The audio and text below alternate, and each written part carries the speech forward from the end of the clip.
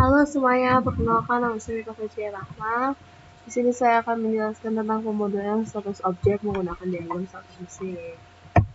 Nah, di sini objektifnya itu setelah selesai model ini kita dapat mengetahui status objek model dan menjelaskan elemen-elemen penting dalam diagram ini. Lalu ini contoh peta prosesnya itu sesuai pada gambar ya, ada stakeholder mental model, di sini ada use case scenarios, ada start and end, ada end VLS, ada VLS yang dapat menghasilkan solusi model lalu menghasilkan kode. Nah, di sini memperkenalkan status objek, yaitu status adalah mode atau kondisi sedang. Nah, di sini ada dua cara berpikir tentang status objek. Keadaan objek adalah kumpulan nilai atribut khusus untuk objek, lalu keadaan objek menggunakan perilaku objek relatif terhadap pasangan eksternal. Modul ini mempertimbangkan definisi keduanya. Nah, mengidentifikasi elemen-elemen diagram mesin negara. Di sini cooling, idle, heating. Nah, di sini ada transisi status. Transisi status mewakili perubahan status saat runtime. Ini contohnya pada gambar.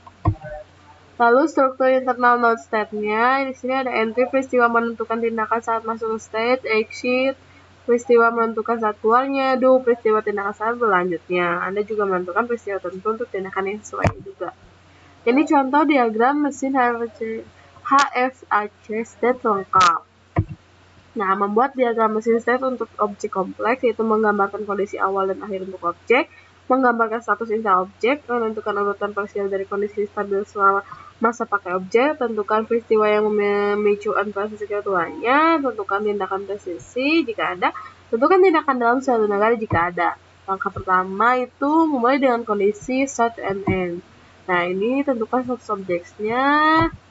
Lalu ini menentukan pembahasan sebagian kondisi, menentukan transisi F dan aksi, menentukan tindakan dalam suatu keadaan. After trigger event itu event yang harus terjadi setelah periode waktu ditunjukkan dengan menggunakan after trigger event. Untuk memancarkan transisi 10 menit, tentukan event pada transisi sebagai after 10 menit, event ini sering digunakan untuk timeout. Transisi mandirinya itu ya transisi keadaan dengan keadaan yang sama untuk sumber dan tujuan transisinya ini seperti pada gambar juga. Nah, ini ada persimpangan, yaitu digunakan untuk menyederhanakan diagram dengan memecah transisi menjadi beberapa fragmen sehingga mengurangi duplikasi peristiwa pemicu, penjaga, dan tindakannya. Nah, ini contohnya. Lalu ini contoh persimpangannya, yang kanan itu tanpa menggunakan persimpangan, kalau yang kiri itu ekivalen menggunakan persimpangan. Nah, ini pilihannya sama menyederhanakan diagram dengan memecah transisi menjadi beberapa fragmen sehingga mengurangi duplikasi peristiwa pemicu dan lain-lain. Ini contohnya. Jadi contoh pilihannya yang kanan itu contoh ekivalen menggunakan pilihan, kalau yang kiri itu menggunakan persimpangan. Nah, di sini kita sampai ke ringkasannya, yaitu suatu objek mungkin memiliki satu status yang mendefinisikan perilaku unik untuk objek tersebut. Lalu diagram mesin negara ini menyediakan mekanisme untuk memodelkan status dan transisi dari suatu objek. Sekian penjelasan dari saya. Apabila ada kesalahan mohon maaf, apabila ada perkataan dan penjelasan yang salah mohon dikoreksi. Terima kasih. Wassalamualaikum warahmatullahi wabarakatuh.